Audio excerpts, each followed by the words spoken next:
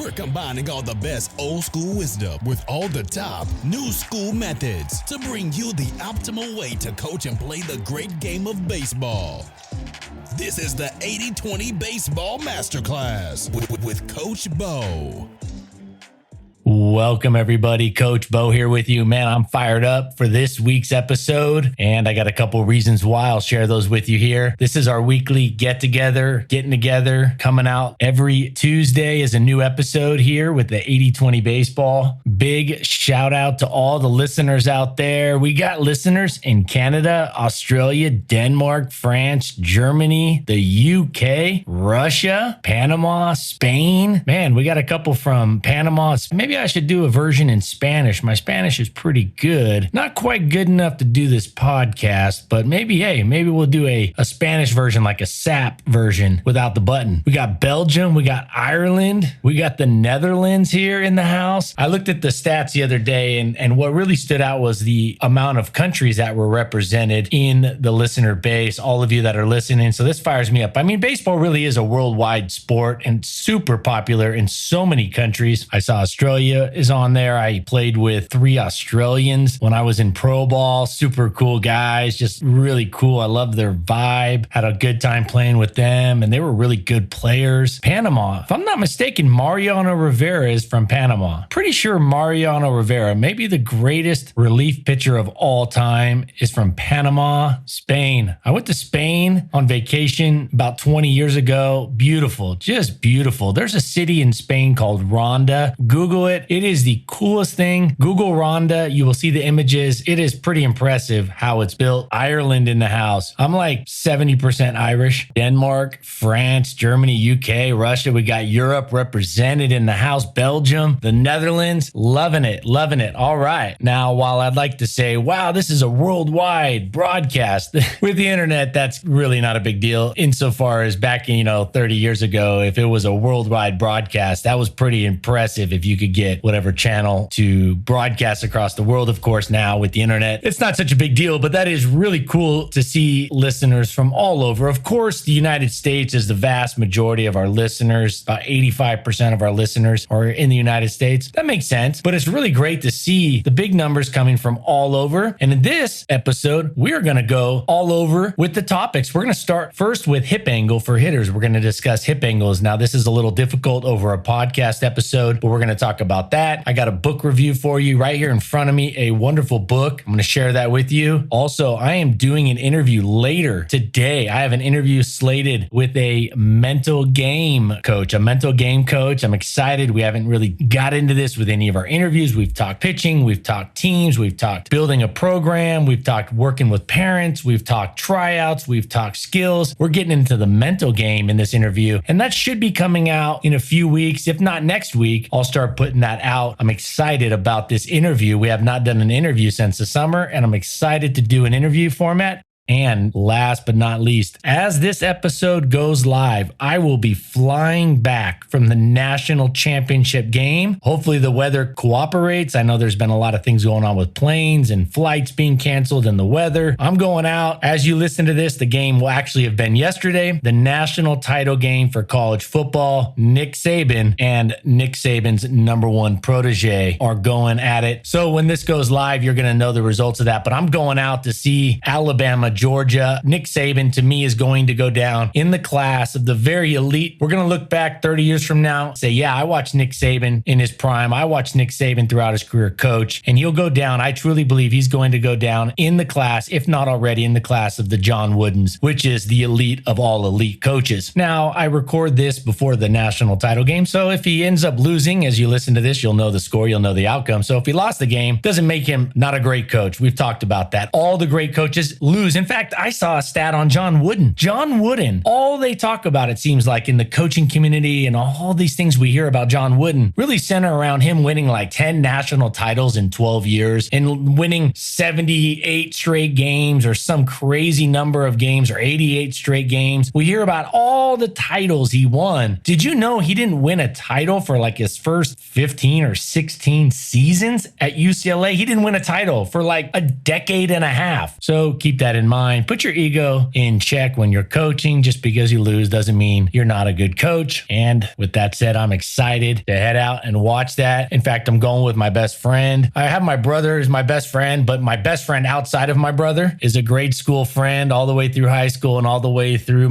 into my 40s now, Barrett. And we're going out there and we try to hit a bowl game every year. He's a big football fan. He's really, really into football. In fact, he's got a downstairs in his house. He has this pretty good sized house, and downstairs he has a bar and a game room and a lounge, TVs all over the wall. He's got, I don't know, 5, 6 TVs, big screens, and it's just decorated with the coolest photos and pictures and helmets of old school football players. In fact, I told him about Larry Zonka and how I loved watching him play on those old NFL films. Larry Zonka spelled with a C, throws you off. If you go to search him on Google, it's not good SEO to start your name Zonka with a C. But nonetheless, I remember watching him and I told Barrett, I said, hey, you got to get a Larry Zonka. Next thing you know, I'm over there and he's got the Larry Zonka photo up framed on the wall. And so he's a big football fan. So we are going to that national title game. And I'm just excited because you're really seeing two of the best coaches in all of college football and one of, if not the greatest of all time, Nick Saban, up close and personal. And that's always a good time. We always have a blast going to these bowl games. It's a tradition we've had for a long time.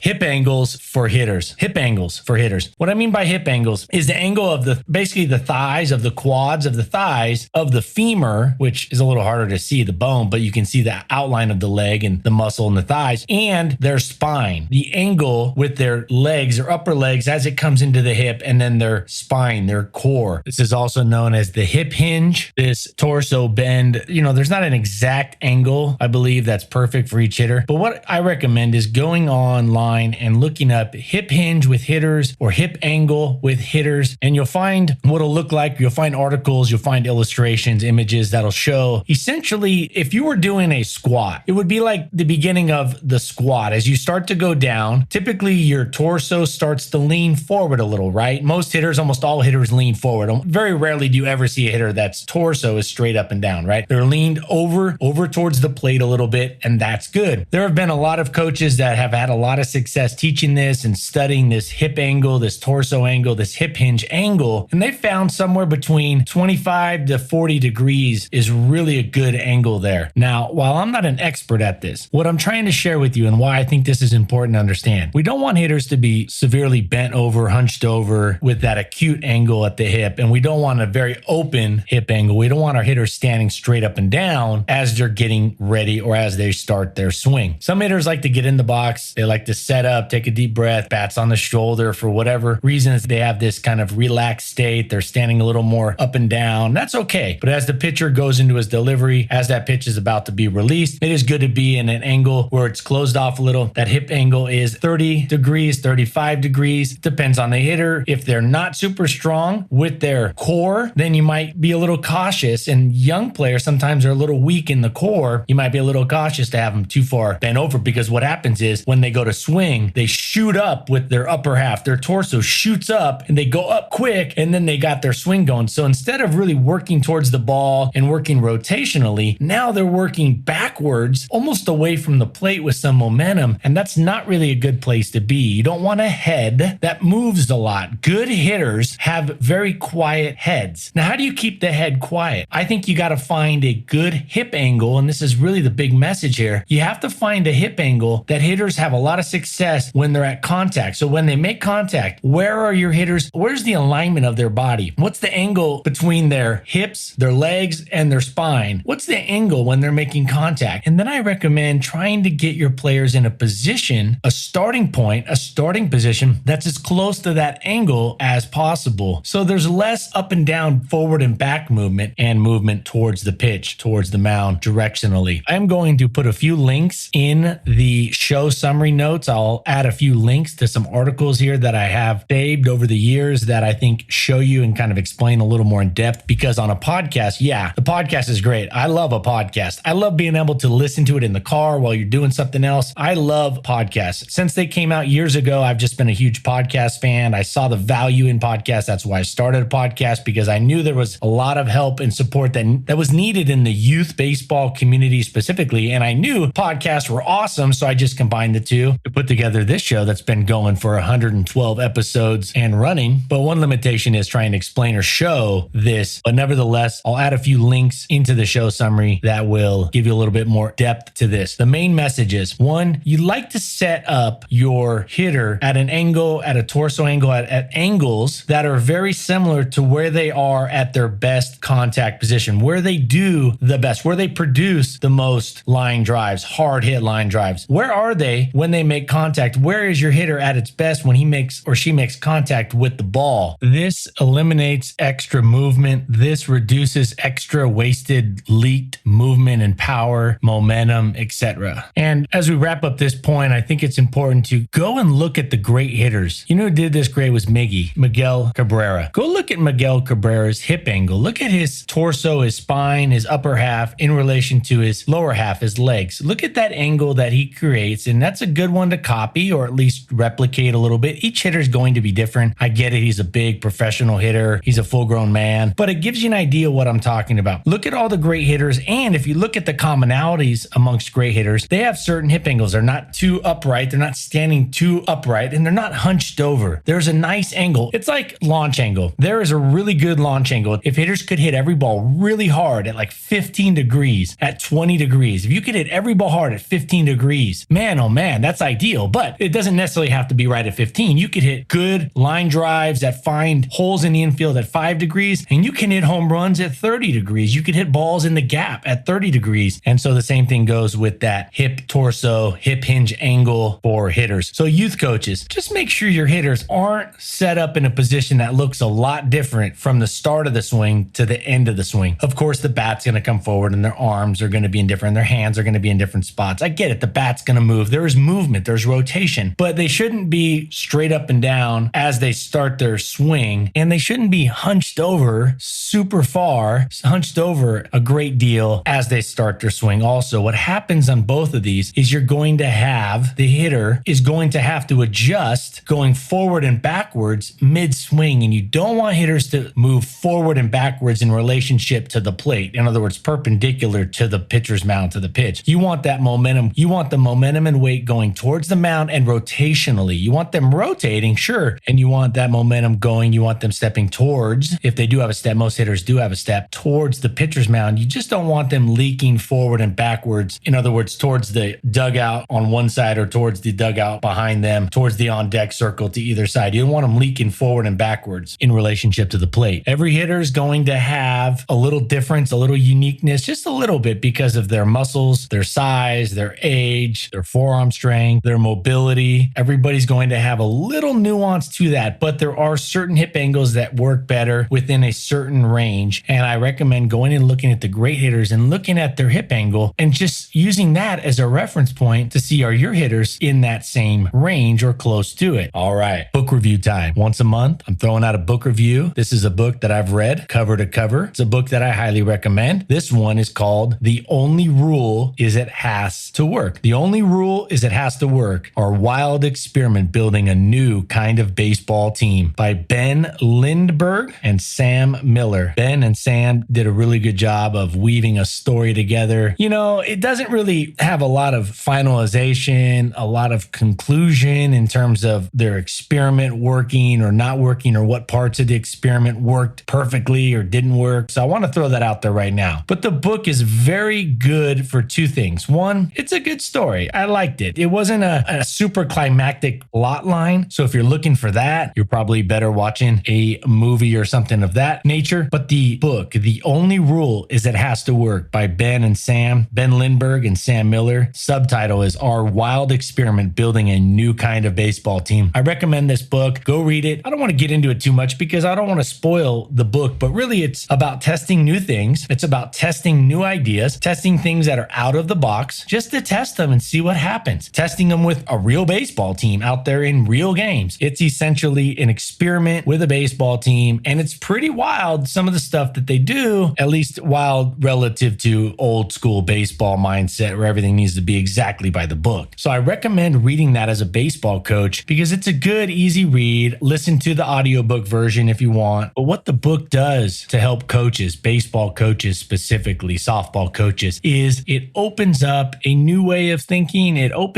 expands our mind as we look at the game. Of course, there are things that will work, that have always worked, that will continue and not change. There are certain things that work, but there are a lot of things that could be improved in the game of baseball. And what this does, this book, it's an experiment. It's a fun experiment. It's a well-written book. It's rather light in nature, and it just makes you think differently. It makes you look at the game like, hey, well, man, they really expand. It kind of moves and opens up our mindset, so we might look at the game a little differently. Now, while you might not use any or even some of these strategies that they discuss and use in the book with their team, it does give you a different perspective. It should help give you a little different perspective, a little wider range of how you see the game. And not only that, it's also going to help you build the muscles, the mental muscles to expand your vision of whatever it is you do for your day job too. So these out of the box ways of thinking, I think, are really healthy. The school systems by and large have really got away from this. And I can say that because I've been a teacher 16 years. The school system has really gotten away. It's standardized, it's multiple choice, it's true false. That's the opposite of expanding. It's been like, here are the standards don't change. These are the objectives of content. We need to look at things as though they can always adjust and evolve, and our learning is continually evolving. I mean, there's certain things like, hey, water is a key nutrient for the body to stay hydrated. Like certain things that'll probably be the same until the end of time. But there are so many things that we could and will continue to learn and grow, and our thoughts and our knowledge about. And so this book, when it comes to baseball coaching, does a really good job of that. And so it's fun. If you're a baseball coach, I really do recommend you read the book. The only rule is that it has to work. Don't have high expectations for this very highly climactic ending and cliffhanger type of book, but it's well written. It's an easy read and it's fun, and it opens up your eyes. It should open up your eyes to the possibilities when you're out there with your team doing drills that may not even be related to what they were doing, but you might see it a little differently for the better after reading this book. Again, it's not a massive thing where it's just going to completely alter the way you look at baseball, but it could be, and it can be, in my opinion, a nudge in the direction of open-mindedness when it comes to coaching. It can nudge you after reading this. It can nudge you by reframing your mindset, shaping, molding your paradigm a little differently in a different way, maybe expanding it to see the game in a different light, to see things that maybe you didn't expect or think of before. And it's going to get you thinking. And this is something that I've discussed a while back on the podcast. This is something that makes coaching a lot of fun. The relationships with our players, building our relationships, seeing them have success, building them, helping them become better human beings, and strategies, fine-tuning those strategies, looking for little advantages, looking for improvements. That's what makes the game not stale from the coach's perspective. I think you should go to every practice knowing that you're going to probably find something that could improve it a little bit better. The way you practice, your system, your throwing routine, your dynamic warm-up, this drill, that drill, the other drill, your pre-practice discussion, your post-game discussion, whatever it is. There's so many things that I think we could always be looking to optimize, even if it's just slightly, to continue to grow our game. And that's fun. That's fun because you're always on the lookout. You're always ready, looking for that little bit of an advantage where you can build and become a better coach. And this is definitely more prevalent at the youth baseball level because you're not out there as often. You're not at practice as often. If you're a college coach or a pro coach and you're out there day in and day out, of course, you're not going to find as many of these things to capitalize and improve upon. There's not always, you fine tune it. Plus, you've probably been coaching a long time. It's your day job. But for youth coaches, you can make huge strides throughout the year by going out there with the mindset that throughout practice, you're looking for ways to connect with players, build rapport, lift up their confidence, get them going in the right direction with discipline and hustle and hard work and being a better teammate. And then also the strategies in your drills. How good are your drills? How much better could they be? More efficient? Could practice be a little bit more efficient, which means more fun for your players? Could it be optimized here, there, everywhere? So after reading this book, I think that's going to expand your mindset when it comes to thinking outside the box, which to me is a lot of fun. Not all strategies are going to work. The book isn't going to give you a whole bunch of new strategies, but it's going to give you a different paradigm, I truly believe, if you give it a chance. So I recommend the book by Ben Lindbergh and Sam Miller. Ben and Sam, Sam and Ben. The only rule is it has to work. Subtitle is Our Wild Experiment Building a New Kind of Baseball Team. Speaking of that book, connecting it to Nick Saban is always, he's 70 years old. If he's not 70, he's like 68 or 69. I mean, he's pretty much at the life expectancy for males. I think it's 76 or 75. I mean, he doesn't have like life expectancy wise, he doesn't have a lot longer to live. I hope the guy lives to 100. I hope he coaches for another 10 years. I hope so, because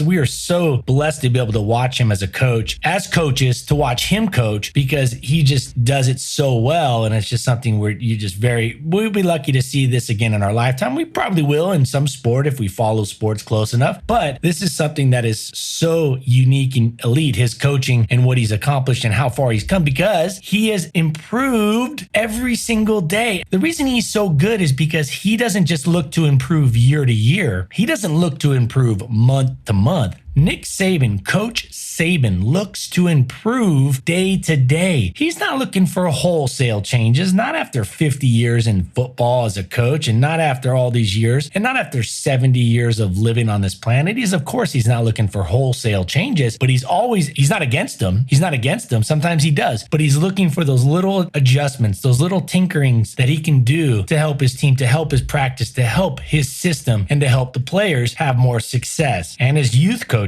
we don't have that much time. As youth coaches, you don't have that much experience. So there are definitely going to be areas where we can make big changes, wholesale changes, and definitely optimize. Each practice as a youth coach, something should be better going into the next practice from the last practice. Something should be tinkered with, adjusted. Something should be optimized. At least one thing. Now, the one caveat to this, the big caveat to this, is there are certain things that you don't want to wholesale change in the middle of the season. I recommend you have a list of things that you want to do for next season, or in the summer season, or the fall season. If you're doing something and learning and making adjustments in your mind and picking up strategies and seeing things during the spring season, I recommend some things be put off till the following season, because mid-season changes need to fit right. Now, a lot of these little tinkerings can be done mid-season, but the big changes, the wholesale changes, are best done in the off-season in terms of you and your system and your planning, and then you incorporate it, implement it, install it at the beginning of the season, at the beginning of the next season. So keep that in mind. You got to ask yourself, is this something I want to adjust? But test it. You can always test the little things and see. It's youth baseball. Everything should just be a test, looking to tinker. It makes it so much more fun to get out there for practice. It makes it so much more fun. It keeps you engaged. It keeps you focused. The kids see it. The kids feed off that. They're always looking to optimize without overthinking everything. I mean, sit back too and just enjoy and soak in the sounds and the laughter and the fun of the game and the competition. But look for those advantages. Look for those things that you can do a little bit better each practice. Go check out that book, The Only Rule It Has to Work. It's a wild experiment building a new kind of baseball team. Check that out. Read that. Listen to that. Also, I'm going to post in this podcast, this episode's summary notes. I'm going to post at least one article, if not two, that'll teach you or show you a little bit more about that hip angle. And go watch the great hitters and look at where they are when they make contact with the ball. Look at the great hitters. Pause the video when they're making contact with the ball. There is a window, there is a range that works really well to optimize hitter production. So right after this, I'm going to do an interview with a mental coach, a mental game coach, and I'm excited. I think we got some good information that's going to come out here either next week or in 2 weeks that we'll be